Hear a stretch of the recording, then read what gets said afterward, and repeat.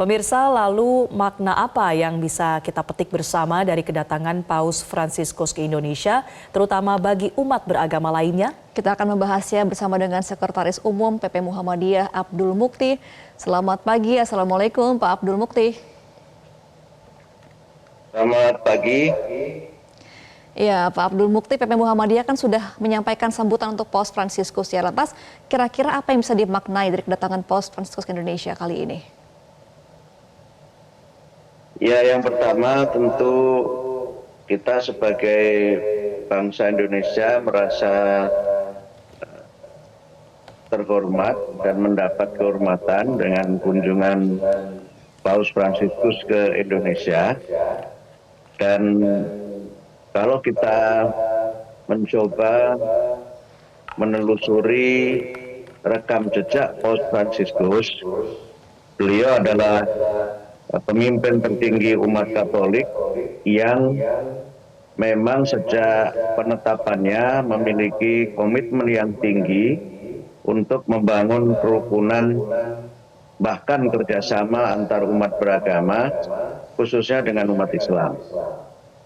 Salah satu yang sangat monumental dan menggambarkan komitmen serta kesungguhan itu adalah ditandatanganinya dokumen Abu Dhabi tentang Human Fraternity yang ditandatangani Paus Fransiskus bersama dengan Grand Sheikh Al-Azhar, Dr. Ahmad Al-Thayyib, yang di dalamnya berisi 12 prinsip ajaran dan nilai-nilai tentang pemuliaan manusia dan kemanusiaan, serta bagaimana umat manusia yang walaupun berbeda-beda agama dan keyakinan tetap bisa saling bekerja sama, karena selain perbedaan-perbedaan yang ada di antara agama-agama itu juga terdapat kesamaan ajaran atau common teaching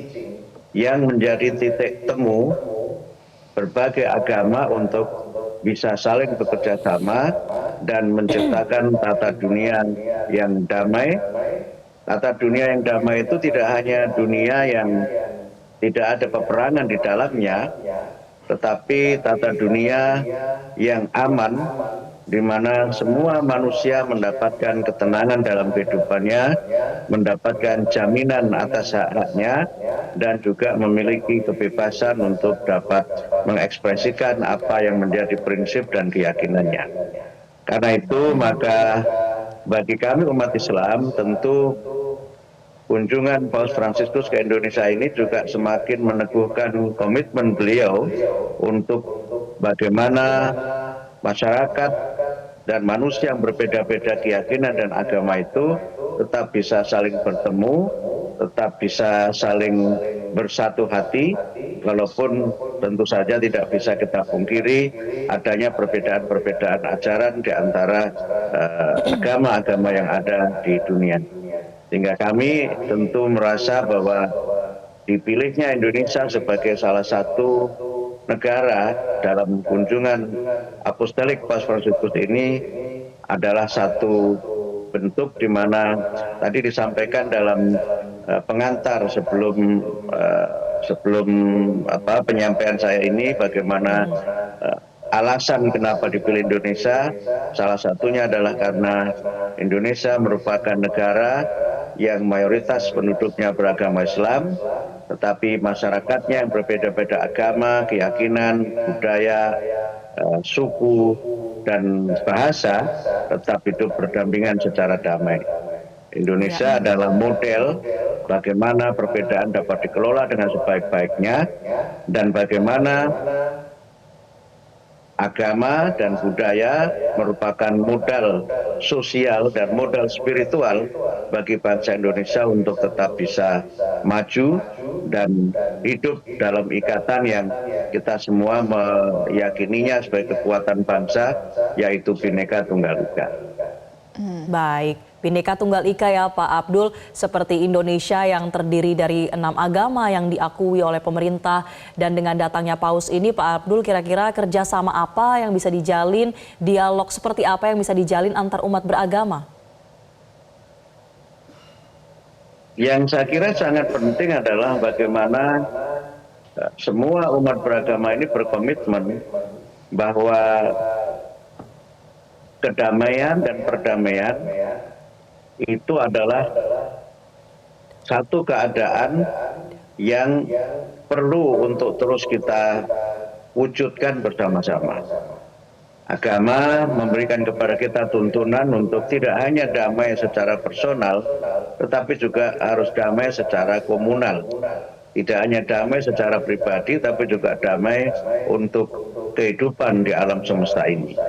Dan karena itu maka pertemuan Paus Fransiskus dengan berbagai kalangan, khususnya dengan Presiden Joko Widodo yang dijadwalkan berlangsung hari ini, dapat menjadi bagian dari dialog untuk menyuarakan perdamaian dunia, khususnya memang yang sekarang ini menjadi concern dan perhatian, bahkan juga keprihatinan dari masyarakat di berbagai belahan dunia adalah persoalan perdamaian di Palestina.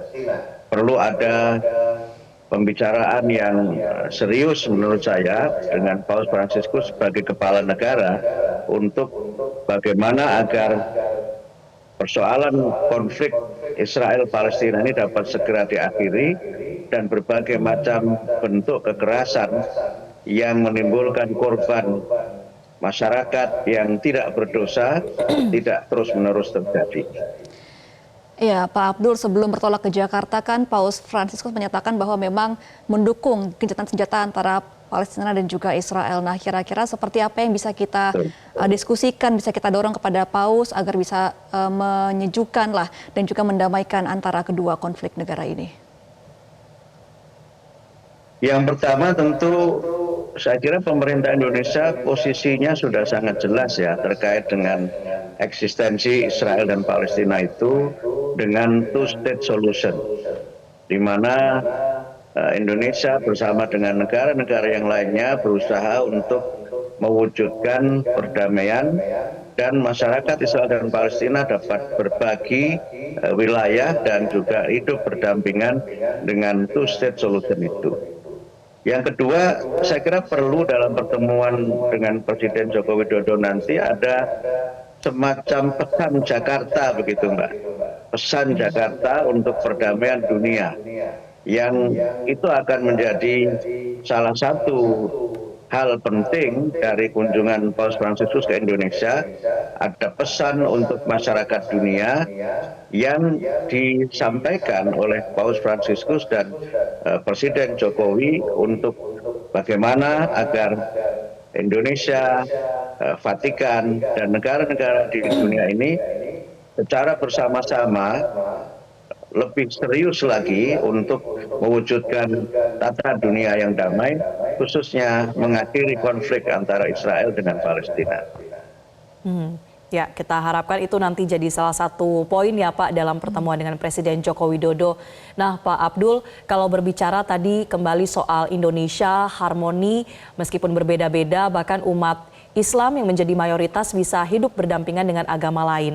Tapi kalau dalam konteks global mungkin masih ada beberapa negara lain yang terdapat Islamofobia. Nah bagaimana dengan peran Paus Fransiskus datang ke Indonesia ini bisa memberikan pesan perdamaian yang lebih lagi terutama soal isu Islamofobia?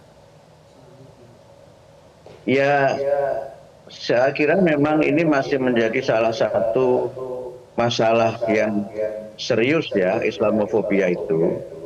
Dan kedatangan Paus Fransiskus ini menunjukkan betapa umat beragama tidak seharusnya melihat perbedaan agama itu sebagai satu bentuk permusuhan atau satu bentuk pertentangan.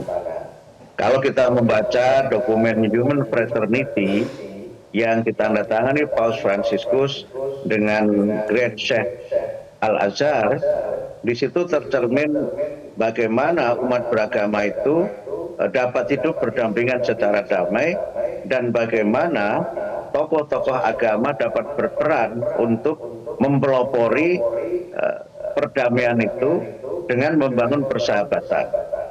Saya ingat ketika menghadiri pertemuan di Vatikan dalam pertemuan COP26 yang saya hadir secara langsung pada saat itu dan juga bertemu dengan Paus Fransiskus dan Grand Shah Al-Azhar. Saya ingat betul bagaimana Grand Shah itu menyebut Paus Fransiskus sebagai brother. Kalau tidak salah beliau menggunakan ungkapan dalam bahasa Arab itu akhinal kiram, gitu, yang kira-kira saudara saya yang sangat saya muliakan. Dan ini sangat menarik gitu, dan berbagai pertemuan yang kemudian menjadi follow up dari dokumen Abu Dhabi dan Human Fraternity adalah adanya award atau penghargaan untuk tokoh-tokoh dan organisasi yang memiliki peran penting dalam menciptakan perdamaian dan memberikan layanan terutama kepada kaum du'afa, kepada kaum mustad'afin, kepada kaum papa dan orang-orang yang lemah. Dan tahun lalu Indonesia melalui Muhammadiyah dan Nahdlatul Ulama mendapatkan Syekh Zayed Award, yang itu merupakan award atau penghargaan yang digagas setelah pertemuan antara Paus Fransiskus dengan Grand Shah Al-Azhar. Nah, kalau hal seperti ini dapat dilakukan di berbagai belahan dunia, saya kira dunia ini akan bisa lebih tenang, dunia akan bisa lebih damai lagi. Dan kalau kita lihat, misalnya ketika Paus Fransiskus ke Sudan Selatan, bagaimana beliau juga secara pribadi sampai khusus datang ke sana dan berusaha untuk mendamaikan kelompok-kelompok yang berseteru di Sudan Selatan itu. Karena Sudan sekarang sudah terbelah menjadi Sudan dan Sudan Selatan, dan Sudan Selatan juga masih berkonflik. Sehingga tidak bisa kita pungkiri berbagai persoalan perdamaian itu bermula dari hatred atau kebencian-kebencian yang sering kita sebut dengan mutual hatred atau saling membenci. Bahkan kadang-kadang orang menebarkan kebencian dengan menggunakan teknologi hate spin, gitu ya, menebarkan kebencian dengan berbagai macam media sosial yang seharusnya menjadi media yang mendekatkan kita, tapi justru kadang-kadang malah menjauhkan kita dengan berbagai ujaran kebencian. Berbagai bentuk fobia, misalnya Islamofobia, xenofobia, rasisme, genosida, dan lain-lain, merupakan masalah-masalah yang tidak hanya merupakan masalah keagamaan, tapi juga merupakan masalah sosial politik yang sangat serius. Sehingga karena itu, kunjungan Paus Fransiskus ke Indonesia yang mayoritas penduduknya beragama Islam menunjukkan kepada dunia tidak perlu takut kepada Islam dan tidak perlu mendiskreditkan manusia karena perbedaan agamanya. Toh perbedaan-perbedaan itu juga tetap menjadi bagian dari realitas yang di dalamnya kita harus saling menghormati.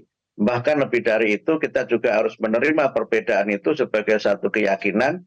Dan dalam konteks Indonesia, dan saya kira dalam konteks dunia, perbedaan-perbedaan itu seharusnya dapat menjadi kekuatan, di mana perbedaan-perbedaan yang ada sekali lagi menjadi sumber kekuatan dan modal sosial dan spiritual untuk kita tetap bisa saling bekerja sama, karena semangat saling menghormati, saling menerima, dan kemudian bekerja sama antara satu dengan yang lainnya.